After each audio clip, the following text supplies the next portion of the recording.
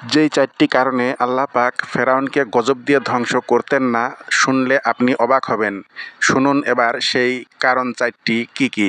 মুসা নবী একদিন আল্লাহর কাছে কয়, আল্লাহ, ফেরাউনে তো জ্বালান জ্বালায়, তুমি কি ফেরাউনকে গজব দিয়া ধ্বংস করতে পারো না? আমার আল্লাহ কো, মুসা, আমি ফেরাউনকে চারটা কারণে গজব দেই না।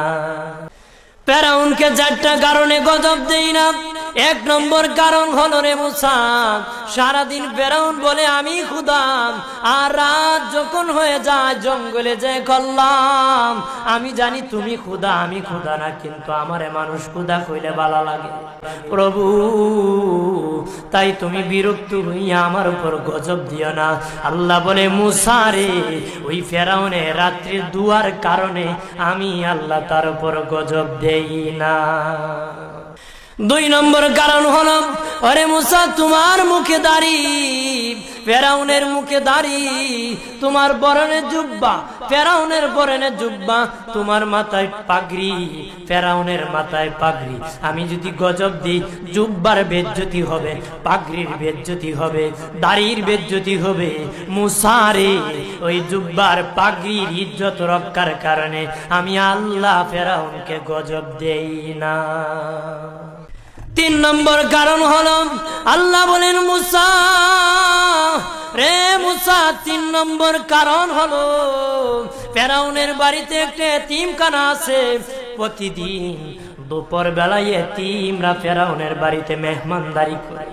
তারা খাওয়ার পরে আমি আল্লাহর কাছে দোয়া করে, আল্লাহ, তুমি যদি গুসা হয়ে ফেরাউনকে গজব দিয়ে ধ্বংস করে দাও, আমরা এতিমকে কে খাওয়াইবে রে আল্লাহ?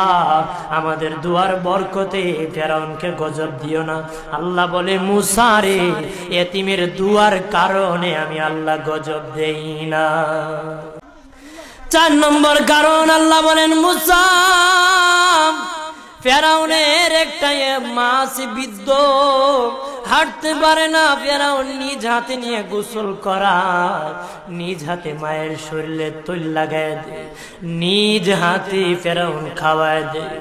যখন খাওয়ানোর পরে মা বিছানার মধ্যে ঘুমায় যায়, ওই ফেরাউনের মা আমার কাছে দুটা হাত বাড়ায়, আল্লাহ, আমার ফেরাউনকে যদি গজব দিয়ে ধ্বংস করে দাও, আমি মায়ের সেবা কে করবে?